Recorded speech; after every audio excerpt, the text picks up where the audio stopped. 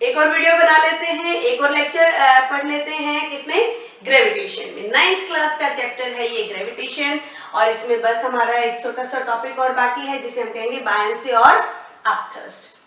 Buoyancy और अपथर्स्ट क्या होता है, या फिर हम ये दोनों एक ही चीज है, बायंसी कहें या फिर अपथर्स्ट कहें। किसी भी फ्लूइड में टेंडेंसी, मैंने आपको बताया था ना, इस तरह से कोई भी ऑब्जेक्ट अगर किसी फ्लूइड में इमर्स्ड है, ये ऑब्जेक्ट है मान लो, तो इसको चारों तरफ से परपेंडिकुलर फोर्स लग रही है, और वो फोर्स जो इसको ऊपर की तरफ धका रही है, दैट इज बायंसी और अपथर्स्ट। थर्स्ट है, प्रेशर है। क्या था थर्स्ट? थर्स्ट का प्रेशर किसी भी उस पे, सॉरी, फोर्स किसी भी ऑब्जेक्ट पे परपेंडिकुलर डायरेक्शन में। यहाँ पे फोर्स भी लग रही है परपेंडिकुलर डायरेक्शन में, लेकिन ऊपर की तरफ लग रही है, इसीलिए हम इसे, इसका नाम दिया है हमने अपथर्स्ट, या हम इसे कहते हैं बायंसी।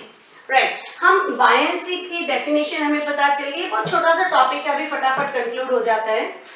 ये किस किस पे डिपेंड करती है? बायंसी किस पे डिपेंड करती है? कब कम होगी, कब ज्यादा होगी?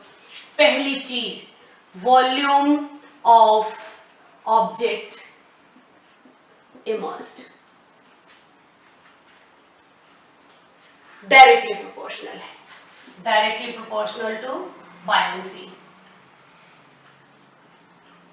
मतलब जो ऑब्जेक्ट हमने इमर्स किया है लिक्विड में, डुबाया हुआ है, इमर्स मतलब डुबाया हुआ है कंप्लीटली या पार्शियली, तो उसकी जो वॉल्यूम है, उसकी वॉल्यूम डायरेक्टली प्रोपोर्शनल होगी बायंसी। ज्यादा वॉल्यूम होगी तो ज्यादा बाइंड फोर्स लगेगी, कम वॉल्यूम होगी तो कम बाइंड फोर्स लगेगी। दूसरा फैक्टर आ जाता है density of the liquid. Liquid किसमें डुबाया हुआ है? Density of liquid. अभी मैं इसका एक एग्जांपल भी दूंगी। ये है directly proportional to buoyancy, density भी। लिक्विड कहें या मैं यहाँ पे इसको पर्टिकुलरली फ्लूइड कह देती हूँ, फ्लूइड में क्योंकि गैसेस और लिक्विड दोनों आ जाते हैं। देखो, गैसेस की डेंसिटी और लिक्विड की डेंसिटी में अंतर है। एक आप लोगों ने बहुत बार इस चीज को देखा भी होगा, अगर आपके पास मग है पानी का भरा हुआ, वो यहाँ एयर में लेके खड़े होगे तो उसका मास आपको ज्यादा लगेगा, और वही डूबी हुई बाल्टी में अगर आपने वही भरा हुआ मग ले लिया और हाथ से उठाने की कोशिश करोगे तो हल्का लगता है ना। क्यों लगता है?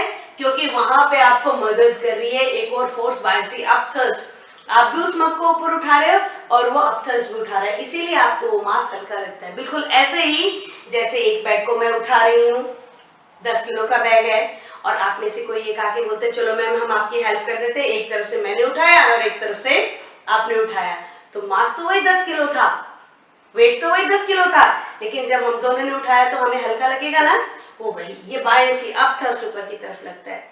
तो डेंसिटी किसकी ज्यादा थी? पानी की ज्यादा थी, इसीलिए अपथर्स्ट पानी में ज्यादा लगा। तो डेंसिटी ऑफ लिक्विड जिसमें उसको ऑब्जेक्ट को डुबाया हुआ है वो डायरेक्टली प्रोपोर्शनल है बायंसी की। तीसरा है एक्सेलरेशन ड्यू टू ग्रेविटी, यानी कि जी, ये भी डायरेक्टली प्रोपोर्शनल होगा बायंसी के।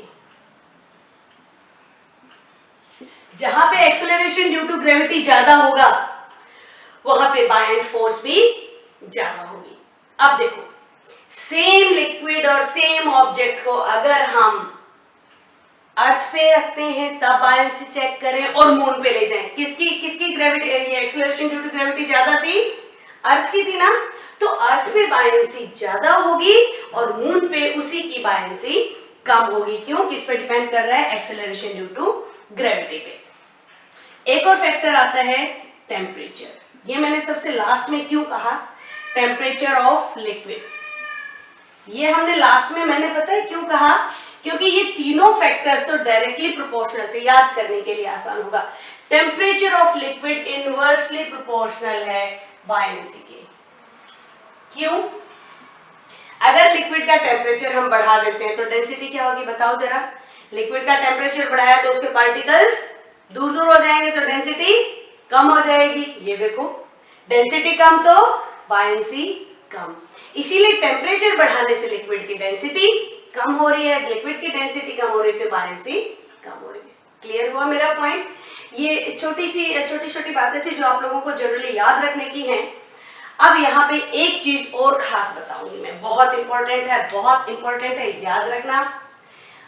बायंसी जितनी ज्यादा होगी कि कहीं पे भी जितनी ज्यादा बायंट फोर्स लग रही होगी, देखना इसको बताती हूँ मैं, इसके थ्रू आपको समझाने की कोशिश करूंगी कि जब भी हम कोई ऑब्जेक्ट किसमें, लिक्विड में इमर्स करते हैं, तो क्या हो जाता है, ये मान लो ये हमारे पास एक बीकर है जिसमें पानी भरा हुआ है, इसमें मैंने ये ऑब्जेक्ट डाला, तो इससे कुछ पानी बाहर आता है कि नहीं आता है? आता है ना। वो पानी बाहर क्यों आया? वो पानी बाहर आया इसके अंदर जाने की वजह से। जितना ज्यादा बायंट फोर्स लगेगा उतना पानी बाहर, एग्जैक्टली सेम। तो mass of liquid expelled is equal to क्या होता है, buoyant force. Mass of liquid expelled is equal to buoyant force, buoyancy या आप थ्रस्ट बोल सकते हैं हम, बायंट फोर्स। जितनी ज्यादा बायंट फोर्स लगेगा उतना ही लिक्विड एक्सपेल होगा। ये अभी इस वाले को ना हम लोग उसमें भी डिस्कस करेंगे, कैसे, आर्किमिडीज प्रिंसिपल में। ये वही वाली चीज हो गई। देखो मैंने अभी थोड़ी देर पहले आप लोगों के साथ डिस्कस किया था कि कोई भी चीज लिक्विड में हमें हल्की क्यों महसूस होती है? हल्की महसूस इसलिए होती है क्योंकि उसमें उस मास का जो उसका मास कम क्यों हो जाता है? एक्चुअली मास तो उतना ही रहता है, मास तो वही है, वेट उतना ही है, मास इनटू ग्रेविटी, ना ग्रेविटी चेंज हुई ना उसका मास चेंज हुआ, लेकिन हमें हल्का क्यों लगता है? बिकॉज उसके साथ क्या काम कर रही है? बायंट फोर्स काम कर रही है। तो जितना बायंट फोर्स उसमें से माइनस कर देंगे हम, वो होगा एपरेंट मास, मतलब हमें नजर आएगा, जो हमें महसूस होगा, जो हल्का महसूस होने का कारण ही बायंट फोर्स है। अब इसी बायंट फोर्स से और अपथ्रस्ट से हम चीजों को जो पानी में तैरते हैं उसके बारे में डिस्कस करेंगे। आर्किमिडीज प्रिंसिपल, कोई चीज पानी में तैरती, सुई भी लोहे की है और पानी का जहाज भी लोहे का है। सुई छोटी सी है लेकिन पानी का जहाज कई किलोमीटर बड़ा है, सुई तुरंत डूब जाती है, पानी का जहाज इतना बड़ा होके भी नहीं डूबता। तो मास से कोई लेना देना नहीं है, इसका मतलब इसमें वजन से लेना देना कुछ और है। लेना देना इसका है कि उस जितना जिसपे बायंट फोर्स लगेगा वो उतना ऊपर आ जाएगा। बायंट फोर्स किस पे डिपेंड करता है अगले वीडियो में बताऊंगी, आर्किमिडीज प्रिंसिपल में। तब तक इस वीडियो को देखें, समझें और शेयर करें। Till then good bye.